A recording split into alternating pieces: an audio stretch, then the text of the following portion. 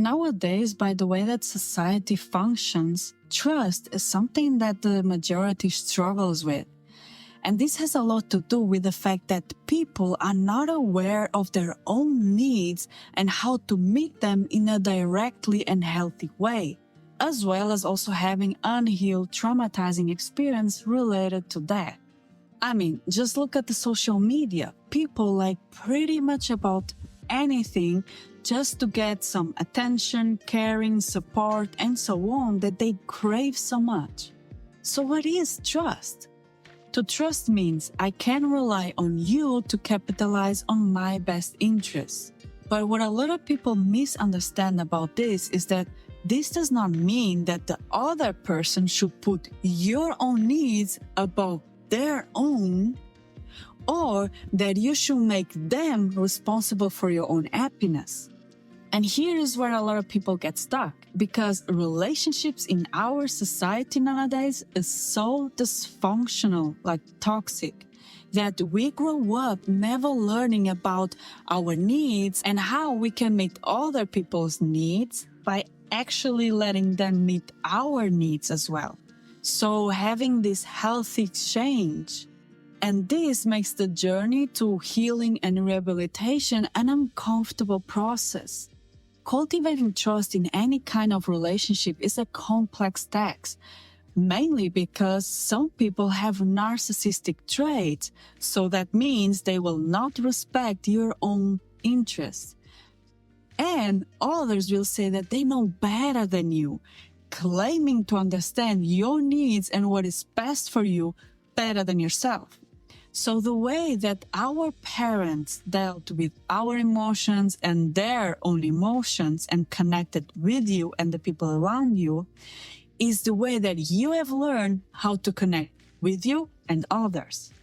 So unfortunately, because our society is so dysfunctional when it comes to the relationships, you have learned to have a win-lose type of relationships, where you have to sacrifice something in order to please your connection, or the other person has to compromise and sacrifice something in order to please you. As you can see, it's not entirely your fault that as an adult you might struggle to establish meaningful connections and maintain healthy relationships. And if the idea of a relationship without constant compromise or sacrifice seems unfamiliar or weird, that tells you already a lot about how aware you are of what is healthy and what is not. But I mean, if you never experienced the opposite, so the healthy thing, how can you even know what is right? And given our intense desire for connection and intimacy makes it not always easy to let go of an unhealthy relationship. If you have this type of relationships in your life, this also means that you distrust yourself and your abilities. So your low self-esteem makes it okay for you to accept that others can decide things for yourself. And of course, that was developed in your childhood.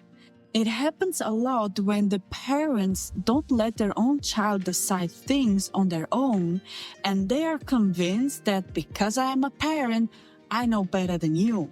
So this means the child can never develop their own sense of self.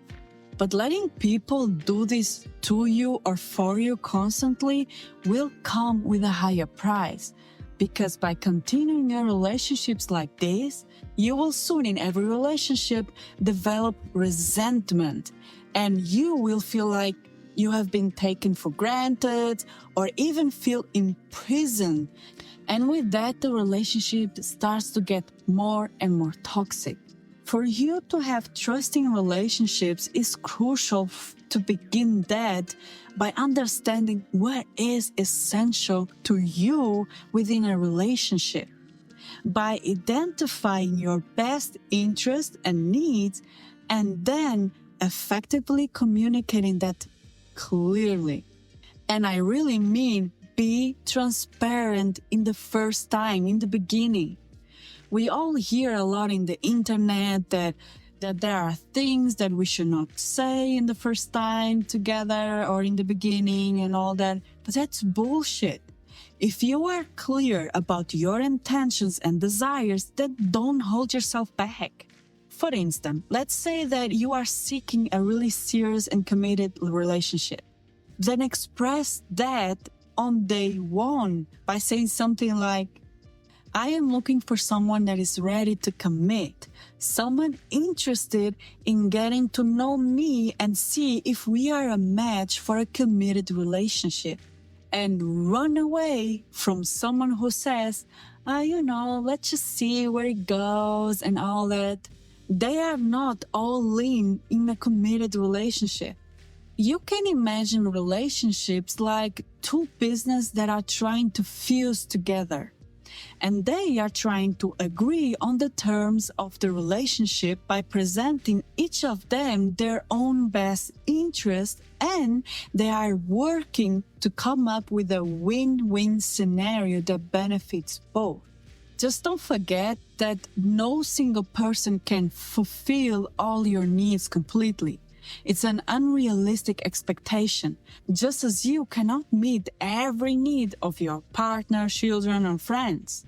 And if you find yourself not having friends or you only have one close friend, then it might be worth examining why is that so and focus on healing those emotional wounds. And once you begin the process of healing that, you can then work on expanding your social connections. We all need people and connections. So when you and the other person are in a relationship or starting one, and it doesn't matter if it is romantic or not, any kind of a connection, it will be extremely beneficial for you to clearly and with transparency talk about your own interests as well as listen to what the other person says about their own. And if there is something that you don't like or that it's like maybe a conflict of interest, instead of right away saying bye-bye, try to maybe first talk about a third option. Like if the other person likes so much football and you don't, is there a way for you both to be happy in a relationship where you can still not be that involved in the football things and he can be involved and doesn't need to give up on that? This is what a healthy relationship is, where both are in a win-win scenario and not, I will suffer today so that you can be happy. And then we will reverse it. That's what creates resentment, which, by the way, are the types of scenarios most present in relationships today. When you love someone, whether it's romantically or not, you are taking them as part of you. This means that it is important for you to consider and take care of their interests, because hurting them would be the same as hurting yourself, and the other person would feel the same. But if it's only like this for you and not for others, then you have your answers. You might just be afraid to look at the reality, the truth, but it will only become worse and worse if you continue to ignore the reality. So here's how you can start to work on trusting in others. Step number 1, start to become aware on what trust means for you. So finish this sentence. To trust is, for me, trust means, trusting others is, try to write down the first thing that comes up for you, even if after you hear that you don't agree with yourself. But that is the belief that is deep ingrained in you. And you can only heal and move forward if you are honest with yourself. If your answers are all negative, then try to observe, where does all that distrust comes from? Who made you feel like you cannot trust in others? And try to go back as much as possible, so to your childhood. Step number 2, if you have realized that you have trust issues because of traumatizing events that happened in your past, maybe that involve betrayal, you will only be able to start to trust fully in others when you are ready to face those traumatizing events and find a resolution. Which you can do that by doing parts work, shadow work, semantic therapy is good also for that, and other healing process that exist. It is vital for you to realize how important that is, because without that, it will be difficult for you to build trust in others. Don't forget that if you have that vibration of distrust and pain towards trust in general, you will only attract people that prove you that you shouldn't trust anyone. So you will not be able to heal, and you will be stuck in that loop of distrust. You have to change that vibration to heal in order to attract more and more people who we can truly trust. If you want, you can do parts work, shadow work, and some healing processes for traumas on your own. There are already a lot of information on how to do that. I personally can recommend Teal Swan for that, or you can also do it with a professional if you feel more comfortable, or you can do it with me. I also do that in a daily basis, the trauma healing, parts work, and all that. So if you want, you can book a session with me in my website. Step number 3. Now gain more clarity by answering the following questions. Just be aware that this is for all kinds of connections and relationships, not just romantic ones. What kind of needs do I have that I crave so much? What is the most important thing in a relationship for me? What is important for my partner and friends or future partner and friends to know about me? What do I not tolerate in a relationship? All these questions will help you become more clear of what it is important for you. And by knowing that, you can then, from the start of any friendship, relationship, to communicate that. And if you don't know that clearly, if you are having difficulties in answering those questions, then it might be time for you to start to find that out. Maybe that is a sign that this is where your focus should be. This means it would benefit you immensely if you were embark on a journey of self-discovery. I did that for a year where I only focus on my healing, discovering what I like, what I don't like, what I am, what I'm not. And for that, I went on retreats, workshops, I did exercises online, meditations. I try new things all the time just to discover, why do I even like this? Why is that my thing? Or is this really my thing or not? And it completely changed everything for me. I now know exactly what I want, what I am, and I can express that clearly to others without being afraid of losing everybody. Step number 4. Don't make the mistake of hiding the truth of who you are in the beginning just because you want a relationship so much. Before I started my healing journey, I was someone who just never cared about that. So for me, anything new, in a friendship relationship, I would be like, yeah, let's see. And a lot of times I would hide things or just not express them. I was a closed off person because some things I thought it was not that important. And also because I thought maybe if I say later, the person will not go away. But that all ended up affecting me personally and badly. And the relationships then started to become more and more toxic. So think twice when you hide things from the beginning, or you think, yeah, it's better to say later, or just hide, or believing that, it's not important, this will not affect me. Because believe me, it would always bite your ass. And the worst part is realizing that all that could be avoided.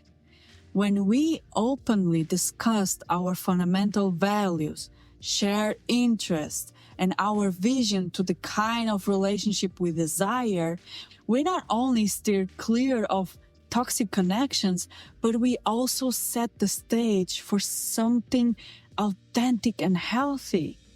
I mean, if after those conversations the person chooses to stay, you now know that you can build that trust with them and experience something authentic. On the contrary, if you neglect all those crucial conversations and hide that, you risk being disrespected and undervalued. Simply seeing where it goes can lead you to become emotionally attached to someone that is actually not good for you. And it makes you believe that you will never find anyone better. And that creates a cycle that can be really difficult to break. So as you can see, both options have their own consequences. Either you communicate from the beginning all you need for the other person to know about you and risk them to not want to stay, to not want you, or you hide things, pretend to even like things that they like just to please them, but you become attached to a person that is not a match for you. And with that, you lose maybe years in that process. I mean, you are the one that decides what consequences are you willing to live with. You are the one that will live with that. Nobody can decide this for you. The best thing you can do when you are learning how to trust others is that after you become aware of your own needs and what you are and not and all that, try to express one thing that is really important to you that you couldn't before and observe what the other person does with that. Then you can express one more thing and gradually express more and more. It doesn't have to be all at once. And if you don't like how the other person deals with something you have expressed, then try to gain the courage to discuss that with the other person and see if you both can find that third option, that third scenario that will make you both happy and understand each other. Or maybe you will just realize that you just have a deal breaker, a no-go, and you can now decide to even continue with this or just say goodbye. Just don't expect this process to feel really good. I mean, in the beginning, this will feel uncomfortable, especially if you struggle with expressing things about you. But the more you do it and see that some people will be okay with that and they will stay, the better you will actually feel, because you will realize that those that stay are the right people for you. And with them, you can finally be yourself. You don't have to hide parts of you anymore. You can trust them more. And that feeling is what we all desire so much. The most important thing that you should know about trust is do not expect to never be betrayed by someone else, no matter how close they are. This is something that is impossible to predict, and it only makes you paranoid and imprisoned in a fear-based world. Just trust and believe that you will be able to handle that in a way that does not destroy you completely or that makes you lose yourself. Because at least you know that you can always trust yourself. You have yourself. And you will always have and find people who are there for you. You just have to allow them to be in your life. I hope this helped you in some way, and as usual, I wish you a very nice week.